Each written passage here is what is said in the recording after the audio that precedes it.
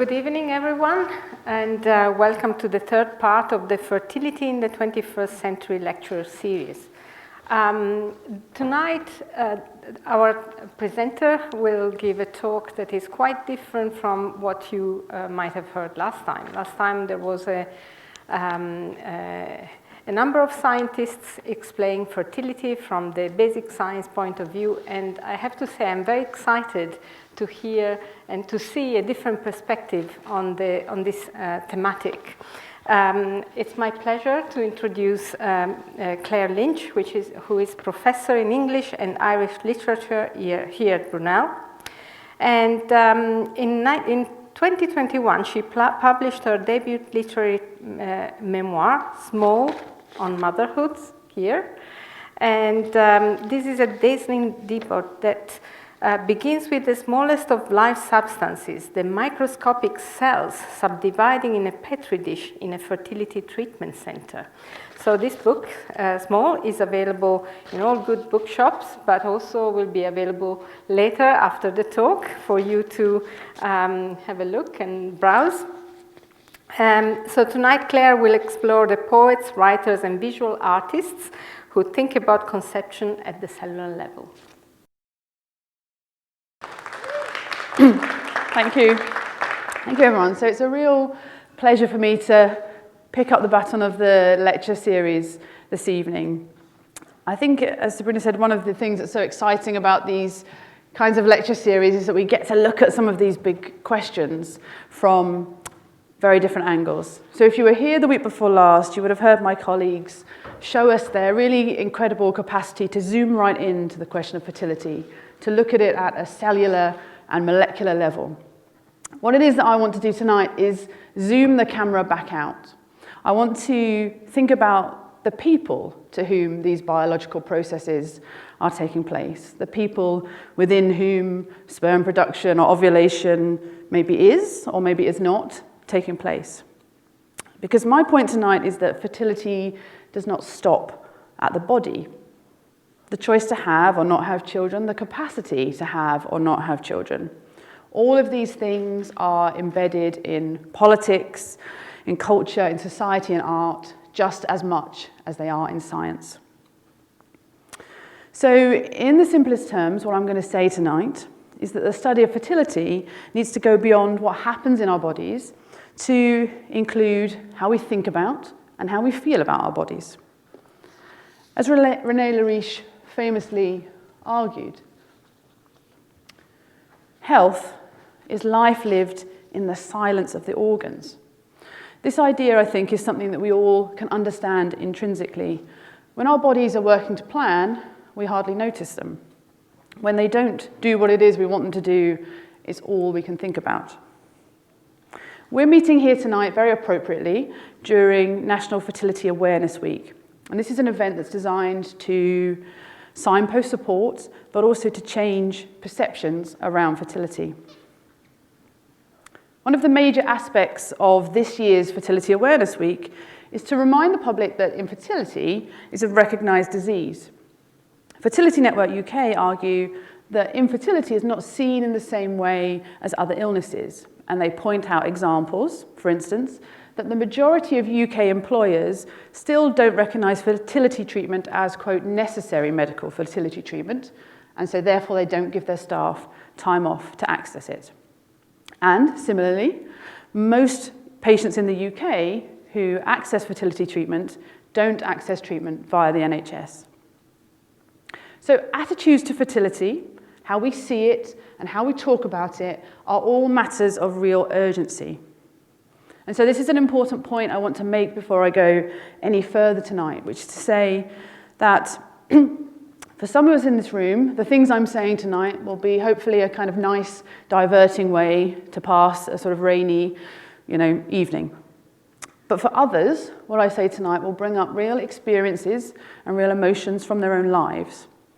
So I'm going to be very conscious of that as I'm speaking, and I'm just saying this now so that I hope we can all be conscious of that too when we come on to conversation and Q&A at the end. In the first lecture of this series, My colleagues kicked us off with an overview of the biological and biochemical processes involved in human conception. And they also described to us a number of the scientific interventions that are now possible to enhance human fertility. I'm turning now to this ground that we share, which is these 3 letters. So again, depending on your, depending on your, maybe your personal experience, or depending upon your professional experience, you're probably seeing 2 different things here on the screen.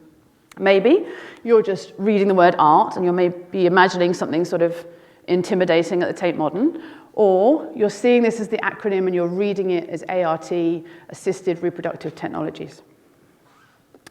There are, of course, a number of different treatments and interventions which sit under this umbrella term of ART. Often tonight, I'm going to be talking about IVF, in vitro fertilization, and I want to think about how it's been viewed and imagined by a number of artists. When Robert Edwards was awarded the Nobel Prize in 2010 for his work in developing IVF, Jensen argues that that award highlighted the significance of IVF to both modern-day medicine and also 21st century society. My focus tonight will often feature the beneficiaries of this particular innovation in modern-day medicine. The people for whom the biology of fertility is not straightforward, whose cells do not meet or cleave or multiply in the ways described in the first lecture.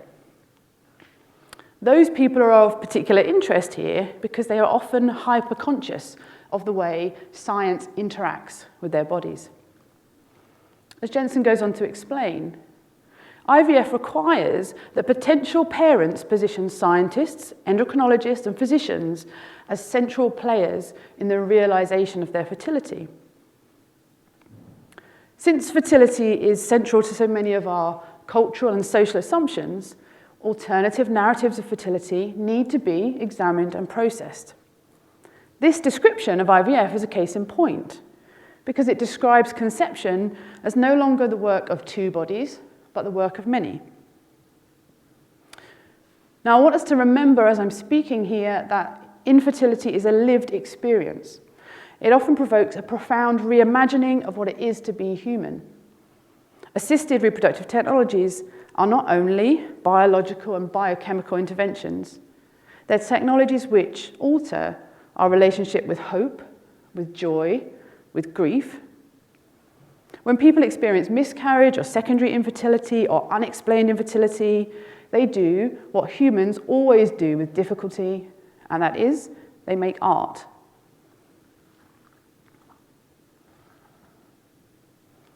The first close-up image I want to show you tonight is by the artist Paula Knight. And I think this image is kind of perfect for bridging the gap between what was said in the first lecture and what I'm going to try and say this evening. Last time, Sabrina set out for us all of the complex processes involved in the production of egg and sperm cells. And then Joanna talked us through the meeting of those cells during fertilization. In the image on the screen here, Knight highlights the minimizing language, this phrase, "it was only a cluster of cells," which is a phrase often used to provide comfort during early pregnancy loss. But in the mind of the artist, the cluster of cells is also a lost person, containing the genetic traces of her grandmothers, who are pictured here in the DNA helix. And the loss of the embryo is also the loss of her life as a mother, an imagined future cut off, and the end of her family line. I thought it was really fascinating that all of my colleagues who spoke last week made reference to their own children in their lectures, because it served as a reminder of how hard it is to disaggregate between what we hold to be true scientifically and what we feel to be true at a human level. We see the same idea here with this relationship between the cluster of cells and the mother figure. Can you see in the top corner the way in which a maternal arm is coming out of the speech bubble and cradling that ball of cells just as you might hold a baby in the crook of your arm? And the emphasis of the text on the screen, the larger letters of "it was my cluster of cells." One of the reasons I love that image by Paula Knight is because it allows the artist and the reader to see the unseen. The Art of Infertility Project, which is an arts organisation based out of Michigan and Wisconsin in the US, describes infertility as, quote, a culturally stigmatizing and invisible disease. They describe their mission by saying, through art, we break the silence around reproductive grief and push back against common misconceptions. We invite you to join us in our fight to make infertility visible. This idea of making infertility visible is at the centre of what I'm interested in tonight, because for most of us, the process is invisible. With the exception of people who are working in fertility clinics or scientists who are looking through the microscope at gametes, for most people, this is unseen. So for patients engaging towards parenthood through this route, the only method of seeing is through the imagination. UK-based visual artist Gina Glover has attempted something similar to this idea in her practice, working directly with Robert Edwards' original IVF archive, producing work which symbolises the work of the assisted conception unit at Guy's, where she was the artist in residence in 2008. So she's working directly with the scientists and doctors who support patients through their own IVF processes, but also the development of IVF overall. I'm going to show you 3 of the images here, just to give you a sort of flavour of the work. But you can go online and you can see her whole exhibition, if you'd like to. So you can see here an image which echoes some of the cell slides that we were shown last week. But perhaps if you look closely, maybe, I don't know if it's easier or harder to see on this big screen, you can see that the cells are overlaid with images from nature. Okay, so there are trees breaking into bloom, there are blossoms here, this kind of mixing of metaphors of how we understand this concept of fertility. This artwork called Yes, in which a series of negative pregnancy tests are kind of tallied off against the one finally successful one, I think is really, really interesting. It might represent the number of unsuccessful cycles a person goes through before achieving a successful test. It might show us the balance between the number of people who are unsuccessful compared to those who are finally successful. Who knows? This is a work called More Strawberries, Less Cherries, which has a particular interest to me. If you look closely, you can see that these boxes of baby shoes, some of them have strawberries on them and some are cherries. And this is a phrase used in the lab, in Edward's lab developing IVF, to try and reduce the number of multiple pregnancies. Okay? So cherries which grow in twos and strawberries which grow singly.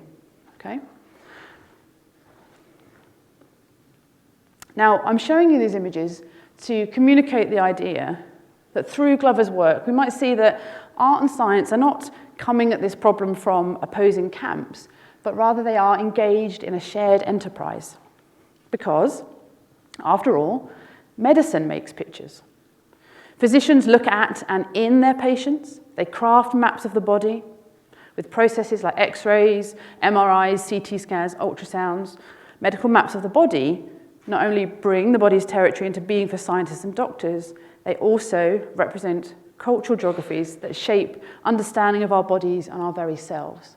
How we see ourselves is also how we think of ourselves, Johnson argues here. In this act of looking at and in the body, patients are often made to feel disconnected from some essential sense of themselves. And in assisted reproductive technologies, where so much of the focus falls on the internal organs and the microscopic processes therein, this is particularly pronounced. Johnson goes on to say, to put it bluntly, I've never felt more like a body than I did while undergoing fertility treatment. Day after day, month after month, year after year, getting injected, swabbed, poked, prodded, and measured. Janelle Johnson is writing here in the introduction of a wonderful book called Graphic Reproduction, a Comics Anthology, which I'm going to talk about now. By anthologizing a selection of artists engaging with different aspects of fertility and infertility, Johnson convincingly makes the case here, I think, for the effectiveness of autobiographical comics as a genre which can reveal the perspective of the patient and make visible the whole person involved in this kind of treatment. This art form, which we sometimes call graphic medicine, has value for readers who access the relatable shared experiences there, but also for medical professionals. As she explains, for those actively working with patients, these deeply engaging personal accounts are vivid reminders that healing a patient involves more than treating a body. Now, one of the comics collected in this anthology, Graphic Reproduction, which I'm going to talk about now, has probably the best title that I'm going to get to say tonight, which is Spooky Womb. Okay, brace yourselves, there's a spooky womb coming. Okay, so in the comic, the body, and notably the female reproductive organs, take on such a significance that they're kind of larger than the woman herself. Okay, and the womb sort of floats in the air, this presence, which is graceful, but it's also kind of menacing, kind of just behind over her shoulder. At the start of the comic, the spooky womb appears to the woman like a sort of visitation, and it reminds her of its existence and of its function, and it sort of tells her that maybe even instructs her, now is the time that she ought to get pregnant. In the frames I'm about to show you from just after that point in the comic, we're going to see the womb as it loses this spectral power over the woman. And we're also going to see it lose the embryo that she has advocated for.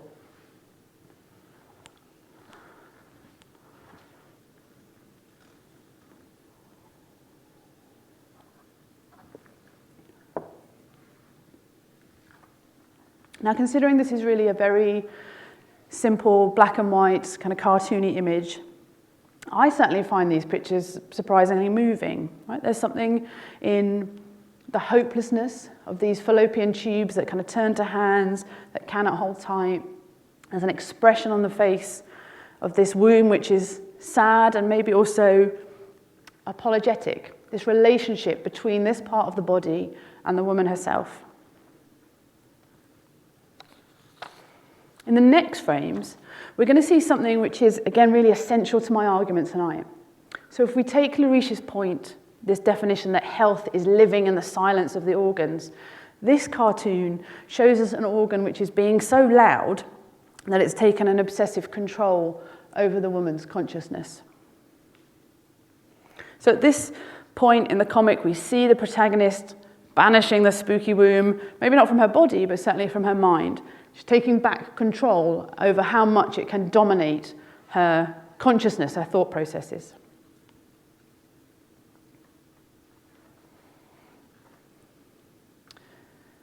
The pictures I'm showing you here are clearly not the same as the pictures produced by X-rays or MRIs or ultrasounds, but they do something which is extremely valuable because they center the whole patient.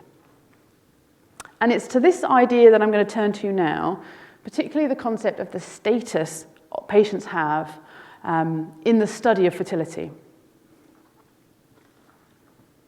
I'm going to go back here to thinking a little bit about the origins of IVF and thinking about this concept of where patients fit into the stories that we tell ourselves about the science. So the history of IVF is necessarily quite a short one.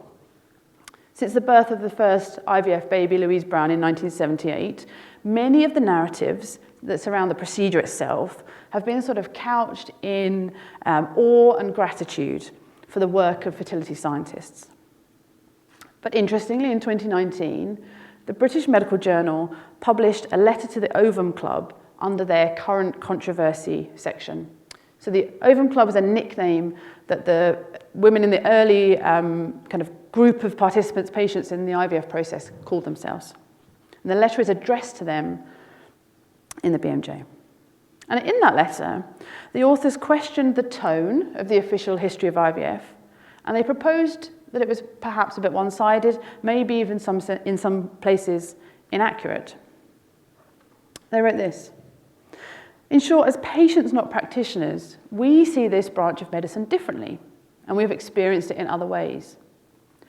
Official historiography leaves us all, as yet, without equal representation in the struggle for rhetorical ownership of the disease, infertility, which IVF was originally designed to overcome. This letter, which again is available to read in the British Medical Journal, you can read that you can read the whole letter there, I think is a really powerful piece of writing. It employs all of the rhetorical techniques of a manifesto. In it, they call for change, they demand attention, and they use language which they demand the reader retains.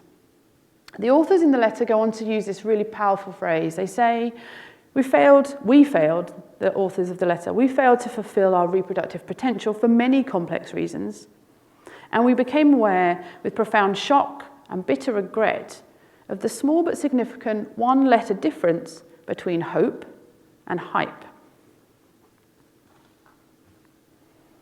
In 2017, Paula Knight, the artist I've shown you some work of already, built on the work of her previous shorter comics to publish a book called The Facts of Life. In this book, there's a character called Polly who takes the role of Paula as she's the kind of the author's stand-in in the book. And the book is really a kind of examination of her experiences of and attitudes towards her own fertility. In part one of the book, we see Polly's traditional 1970s childhood, and in that childhood she absorbs really this kind of expectation of her own fertility and her future as a mother as just being a kind of an inevitability, one of the facts of life. This concept, the idea that fertility is assumed or that the narrative is singular, has the sort of 2.4 children kind of narrative, has been described, I think, really well in this quotation I'm going to give you from Janelle Johnson. She writes, I'll read the whole thing because it's useful, I think. She writes that there's a common story about human reproduction that circulates in Western culture.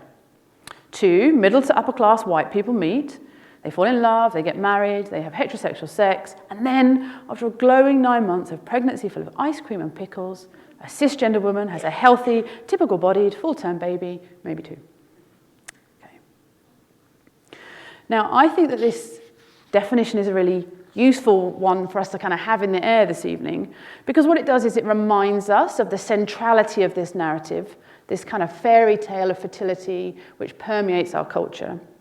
But also it tells us all of the alternative possible fertility stories which are written between the lines here or suggested by the terms in parentheses. So this idea of stories which are not this story is something that Paula Knight is exploring in The Facts of Life. Here, for instance, we see these two versions of Polly facing each other. You can see on the image that they're divided by this hourglass of time passing. She cannot, she imagines, be both an artist and a mother. She needs to choose, and she needs to choose fast. As it turns out, the facts of life, as Polly has understood them, are not quite right. It turns out, for her in her narrative, that getting pregnant proves not to be simply a matter of choice. And this is, in some senses, unsurprising, since, in fact, 10 to 15% of people who are seeking to reproduce struggle with infertility, and 10 to 20% of pregnancies end in miscarriage. These experiences, though, are rarely discussed with others, even family and friends. So as Johnson's pointing out in this definition, despite the kind of statistical expectation that these events are in fact very normal, that infertility, miscarriage and baby loss are extremely common, they still remain under-discussed, and we might even argue that they remain topics which are marked as culturally taboo.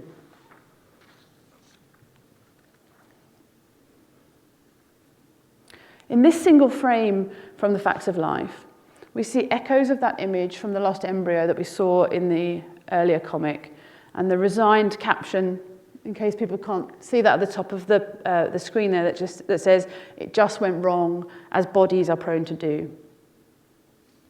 In the lower part of the page, Polly kneels on the bed, her partner rubbing her lower back to ease the pain of miscarriage, but also emulating the choreography of a woman in labour, the jagged waves of pain which are rising up and washing over her.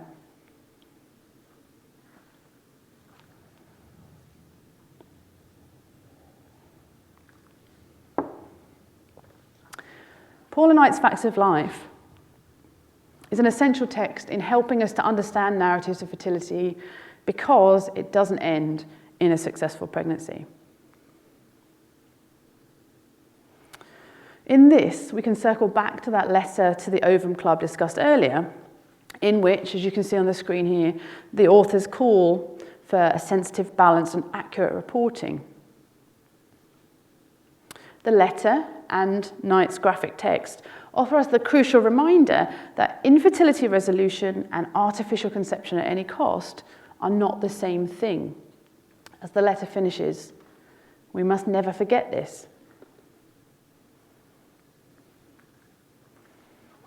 At this point in the Facts of Life, when the narrative turns to a resolution that goes beyond fertility treatment and goes beyond a project of working towards pregnancy, we get another really powerful image in which the couple are looking up at a collection of artifacts which are suspended, perhaps a bit like a baby's mobile. And you can see on the screen the things that are suspended there.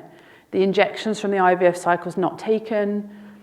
That's an empty ultrasound of a miscarriage, a silhouette of a couple reduced to liquid, tears, maybe blood, and their grief. And the caption below them as they look up reads, "It was time to move on."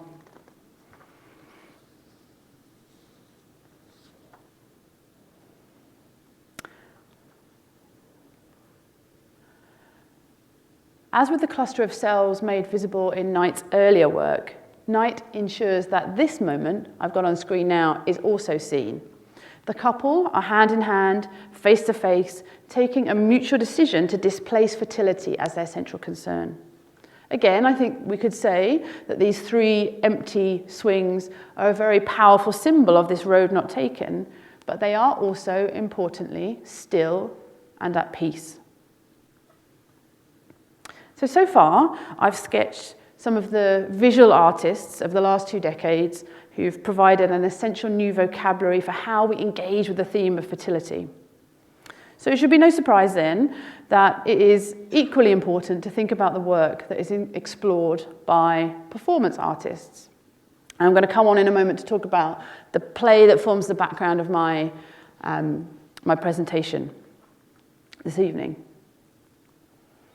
In looking at this question of staging infertility, I'm going to ask what's going on in theatrical works, and I want us to think about what happens when we witness the infertile body on the stage. I'm going to begin, hopefully, by showing a very short animated film which recounts something which is a really important intervention into this field. So Fertility Fest was a major arts festival which took place between 2016 and 2019. And I want to show a little video which shows us the two founders, Gabby Vautier and Jessica Hepburn. In it, they describe their own experiences of fertility treatment and how that experience informed their vision for the festival and what it was able to achieve.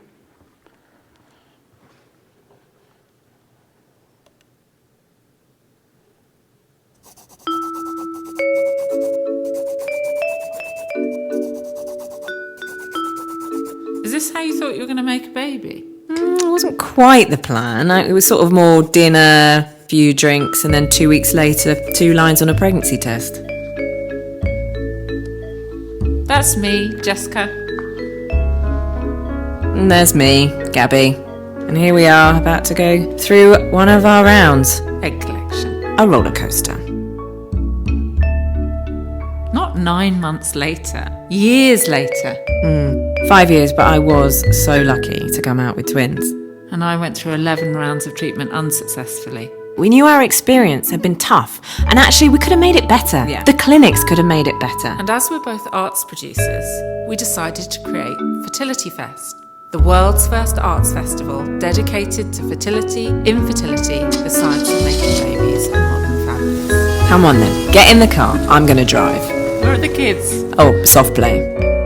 Right, what do we need? Some theatre, Some literature, dance and music, visual art. and film. When we started back in 2016, we really focused on IVF and our experience, and then it grew. The queer family, egg freezing, the male experience of infertility, solo parenthood. What was amazing was people in the room suddenly realised they weren't alone, started talking to one another. Hold on. Slow down! I should have turned off at miscarriage. So what are we trying to do? We're trying to change the world, just the two of us. Yeah, we want young people to learn more than how not to get pregnant. We want clinics to really support the patients, emotionally as well as medically. Mind the speed camera, Gabby. It's just a willy, Jessica. Slow down, let's have a look. When you can't have a baby, you'll try anything. Is that a pineapple? Did you ever do Chinese medicine? Yeah. You did everything, didn't you? No drink, no drugs, well, a lot of drugs. No coffee, no stress, Just relax. and you'll get pregnant. Impossible. What was the hardest part of treatment for you, Gabby? And it's the limbo, the not knowing. If someone had said to me in 10 years' time, it's okay, you'll have a baby, it would have been all right. But the not knowing and the constant failure, what was the worst part for you? That it didn't work.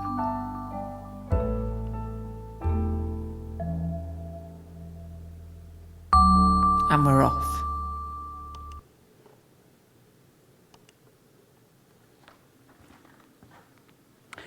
So you can see a little bit of an idea of the sort of atmosphere of Fertility Fest, the range of different art forms that are involved there, and that interesting position that the two founders come from in terms of their own experience and what they think that the festival would offer for audiences.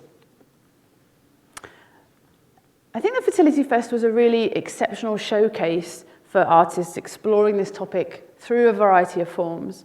What I want to talk about tonight is the sort of theatrical centerpiece which happened in 2019, which was an adaptation of a book by Julia Lee called Avalanche, in which the central character, who is known only as woman, was played by Maxine Peake.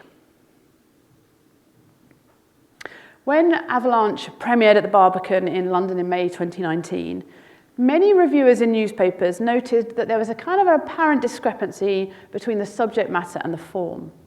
How, Fiona Mountford in the Evening Standard asked, could an epic quest emerge from a woman talking to an audience about the state of her uterus?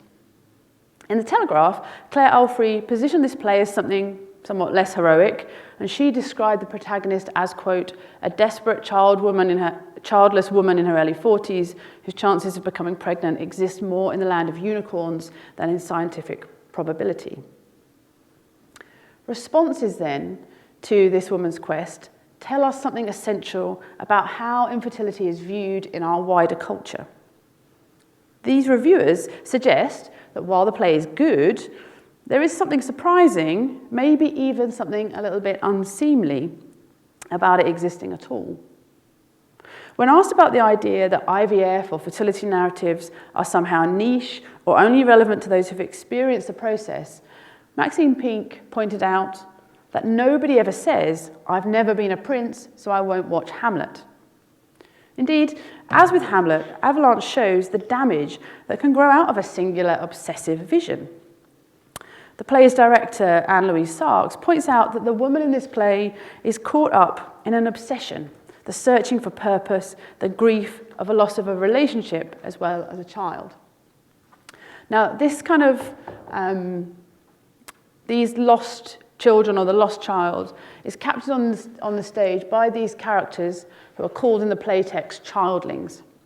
So throughout the play, a boy and a girl walk silently onto the stage at various points, and they play with the doll's house or they interact with a piece of the set.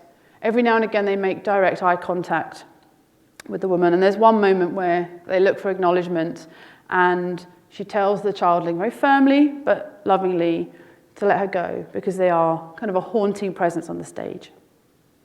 Sarks says of these childling characters, I'm quoting now, I wanted this woman's longing to be tangible to the audience. When used well, a child on the stage can be really powerful. When they walk on stage, she says, the air changes for a moment.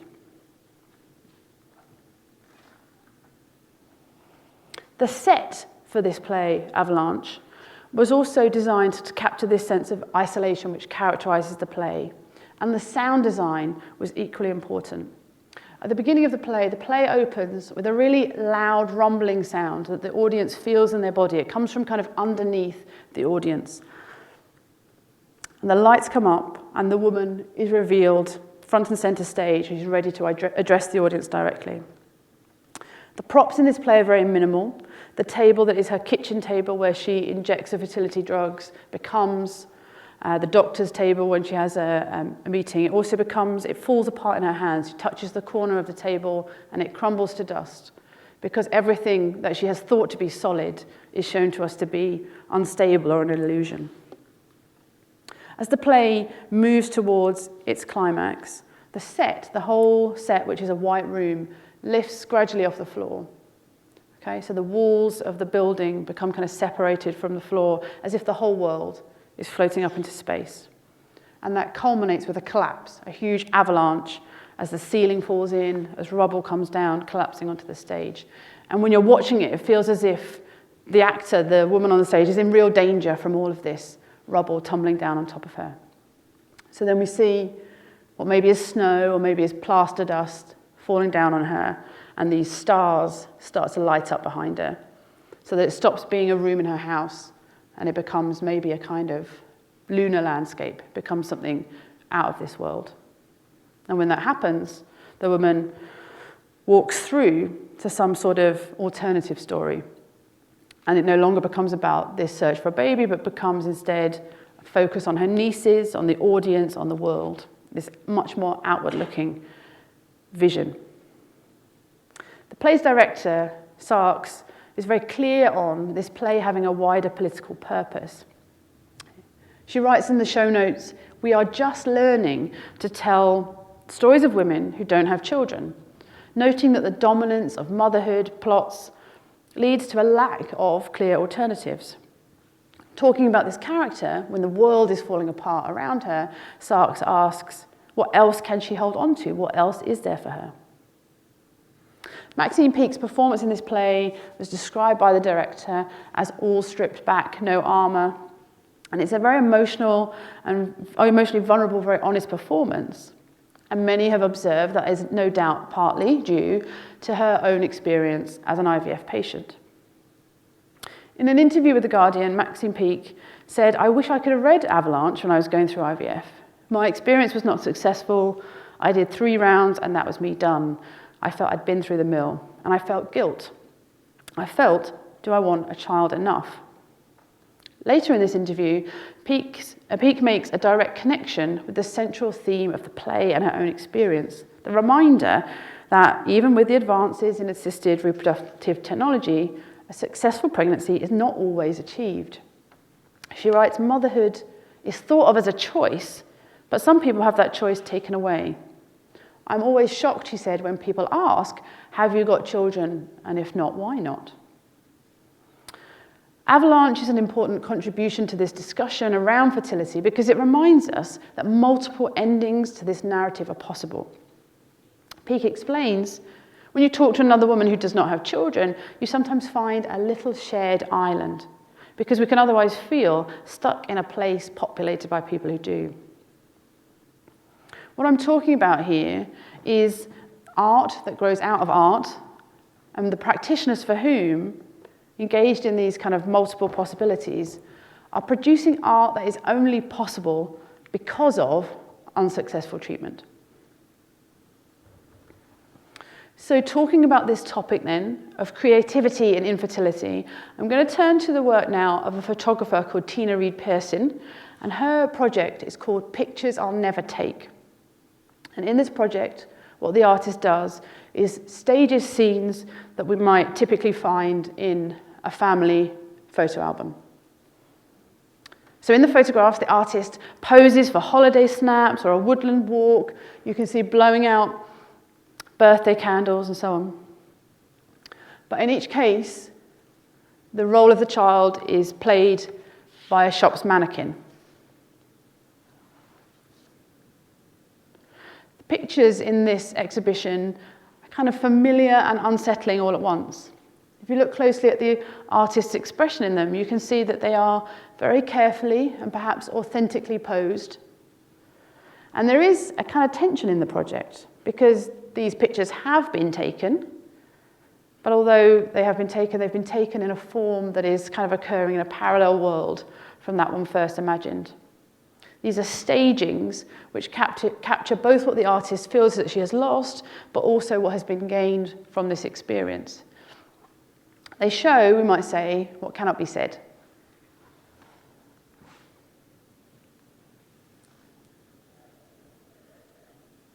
And the final part of my talk this evening, I'm going to move on from art forms which depend upon image and think a little bit more about those which are based in language. And I'm going to start by sort of zooming in again on this kind of concept of language by thinking about a really essential book, if you're interested in this topic, called Infertility, Tracing the History of a Transformative Term by Robin E. Jensen. And in that, Jensen traces this kind of shift in vocabulary from words like barrenness or sterility to the words that we might use more in a more kind of contemporary sense, like infertility or involuntary childlessness. These shifts in language, the words that we use, are important, as Jensen points out, because while the narrative of scientific discovery is very often one of forward momentum, cultural change has a different relationship to chronological time. She writes that understanding how and why individuals define infertility in particular ways at certain moments is important for a number of reasons, not least of which is that such definitions often correlate with beliefs, attitudes, and even behaviours. The words that we use are not simply kind of meaningless markers, in other words, but they shape how we think about these concepts of beliefs, attitudes, and behaviours. To go back to a second to Avalanche, in that play, the author, the director, and the actor all propose that the play serves some kind of educational function. They want to use the play and the book to open up conversation, to dispel ignorance. And yet, in fact, the whole process described in the play and in the book is one, really, of conscious and willful ignorance.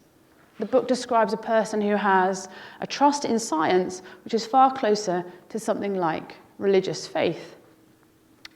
As Lee writes in the book, "For a great many nights, I injected myself with an artificial hormone produced in a line of genetically modified Chinese hamster ovary cells. I did this knowing no matter how hard I hoped, no matter what I tried, chances were I'd never have a child." The author of this book is not naive. She understands for all the reasons set out in that book that statistically her chances of conceiving a child are low. Yet she is compelled to continue with the injections and all the other invasive procedures necessary for IVF because there remain, nonetheless, the smallest of chances. And this kind of question of hope and the power of these small chances and the language around them is where I want to go to next, in particular by talking about this book published in 2012 by Julia Kopus. This is a collection of poetry which included a short sequence of poems about the author's experience of IVF. Now, any poetry buffs in the audience, of which I'm assuming we all are, okay, will be familiar with this kind of concept of the conceit from the metaphysical poets or, you know, from Blake Seeing the Whole World in a Grain of Sand, this idea that we might kind of zoom down to the smallest possible kind of element. And in this book, when Kopus talks about the world's two smallest humans, she's using it to work in two ways. In one sense, she's talking about the two embryos who were transferred during the IVF process. But she's also talking about herself and her husband, the parents of these embryos, as people who feel kind of so minuscule in the scale of the rest of the world while this process is going on that they become almost invisible. I want to give you a little sense of this collection, so I'm just going to read you one of the poems from it. This is a poem called Egg.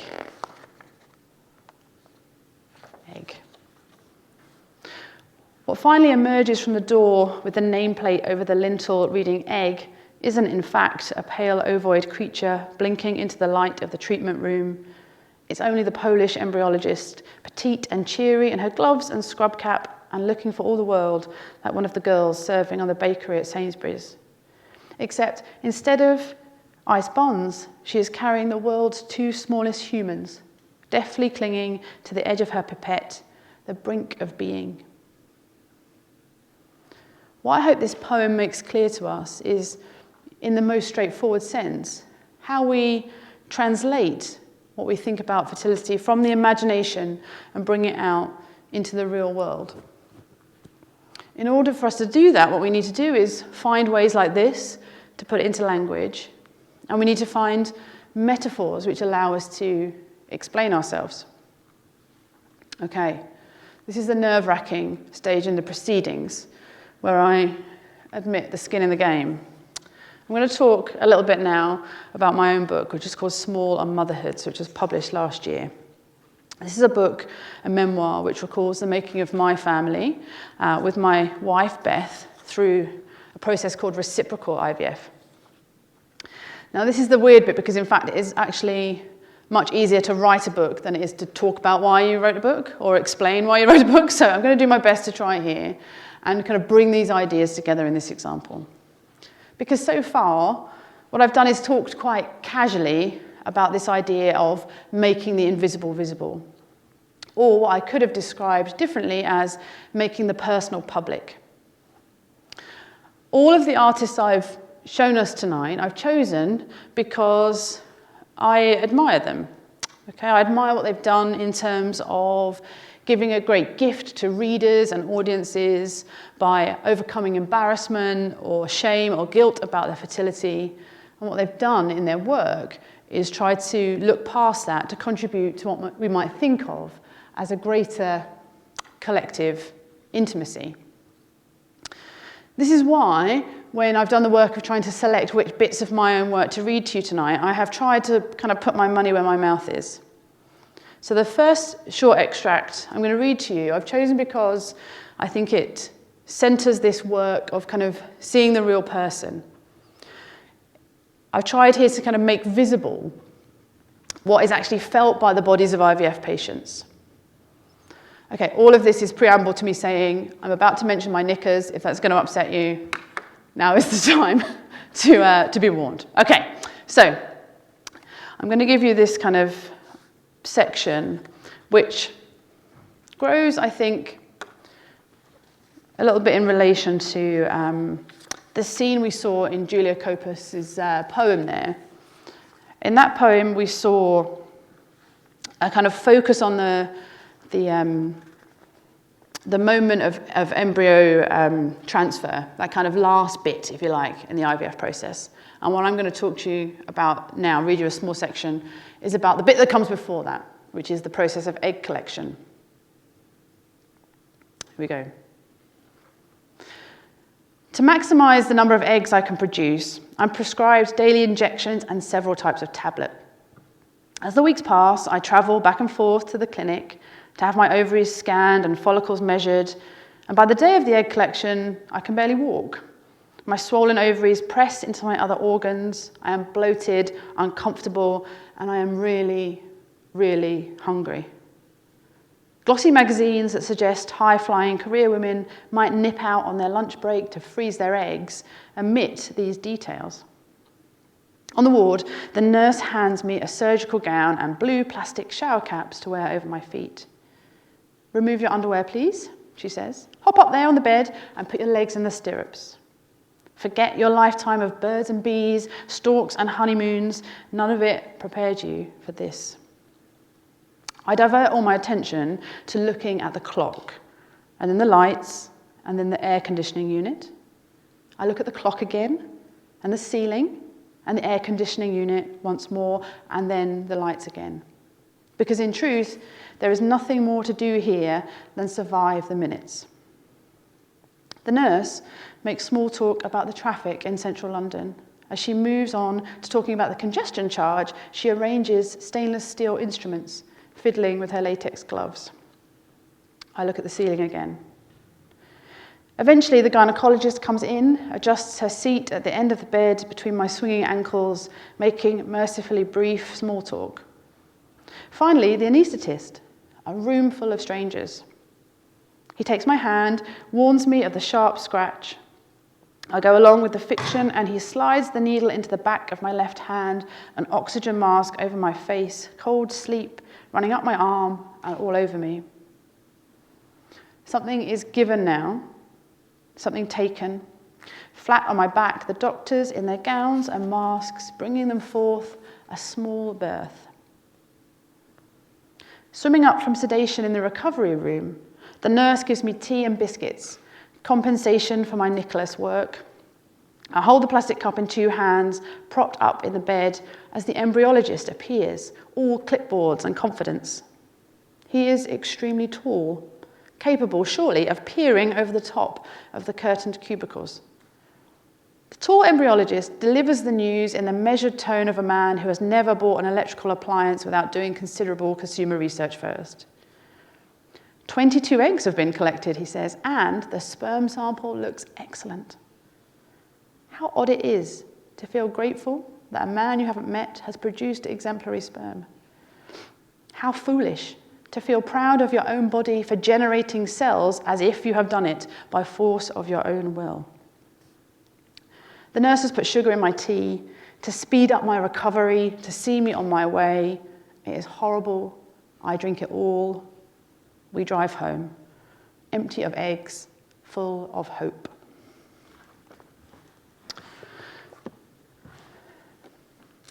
Now, what that experience, what my wider experience of being and talking to other IVF patients has taught me that people going through IVF experience the proximity of their body at a cellular level. They gain a kind of heightened awareness of what it is and isn't doing. It was only after writing the book, when I started to get messages from patients and practitioners who'd read it, that I began to understand how capturing these experiences in writing has an essential role to play in how we understand IVF and other fertility treatments. Narratives like Small and some of the others that I've outlined this evening don't contradict a scientific narrative, nor are they intended to simplify scientific methods for a lay audience. Rather, they offer a powerful and necessary shift in perspective.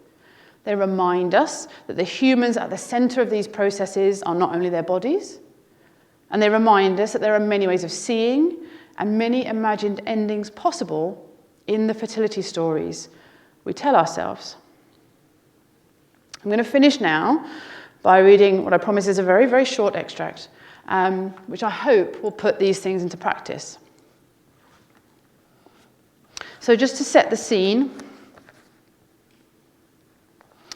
this moment in the book takes place when Beth and I go back to the fertility clinic after a break of 3 years, and we're going to try a cycle using a frozen embryo. We heard some of the technology of freezing embryos in the first lecture.